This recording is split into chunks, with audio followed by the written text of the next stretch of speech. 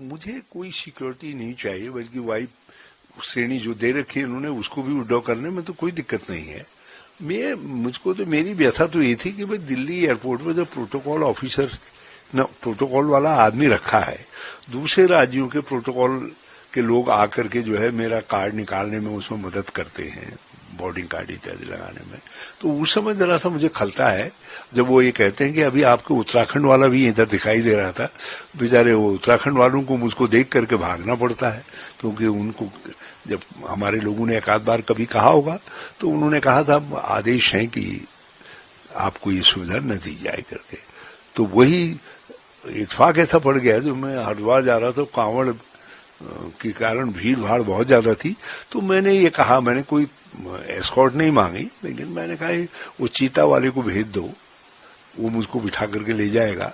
तो मुझसे तो नहीं कहा, लेकिन मेरे लोगों से कहा कि साहब वो साहब को ये सुविधा हम नहीं दे सकते। तो अब एक बात बताओ, कोई जरूरतमंद आदमी को कहीं फंस गया है, उसको वहां से निकालने में यदि चीता मदद नहीं कर सकता, तो फिर इस तरीके की वो बनाने की आवश्यकता क्यों पड़ती? तो बनाया हमने तो हमको बता रहे हो कि क्या करना चाहिए।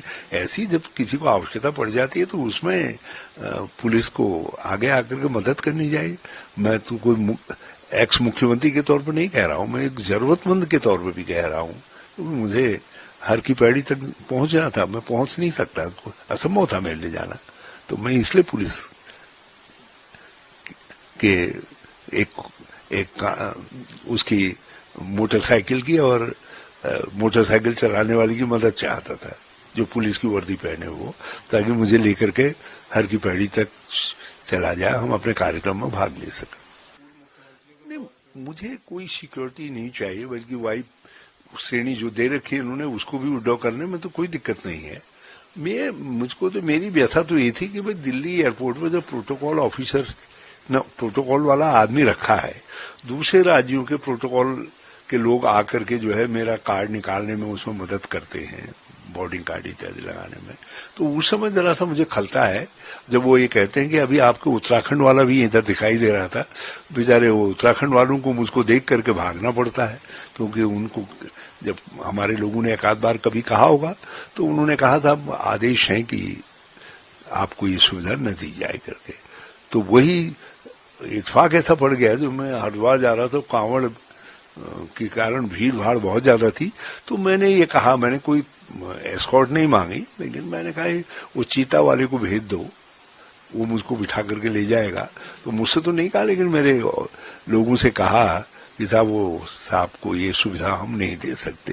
तो अब एक बात बताओ, कोई जरूरतमंद आदमी को कहीं फंस गया है, उसको वहां से निकालने में यदि चीता मदद नहीं कर सकता, तो फिर इस तरीके की वो बनाने की आवश्यकता क्यों पड़ती? तो बनाया हमने तो हमको बता रहे हो कि क्या करना चाहिए।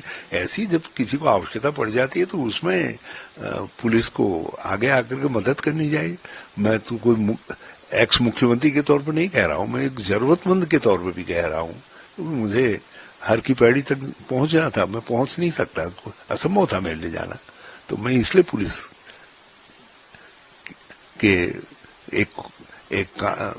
उसकी मोटरसाइकिल की और मोटरसाइकिल चलाने वाले की मदद चाहता था, जो पुलिस की वर्दी पहने वो, ताकि मुझे लेकर के हर की पैड़ी तक चला जाए, हम अपने कार्यक्रम में भाग ले सकें। अगर आप ये वीडियो YouTube पर देख रहे हैं तो हमारे चैनल को सब्सक्राइब करें और बेल आइकन को दबाना ना भूलें। अगर आप Facebook पर ये वीडियो देख रहे हैं तो हमारे पेज को लाइक करें।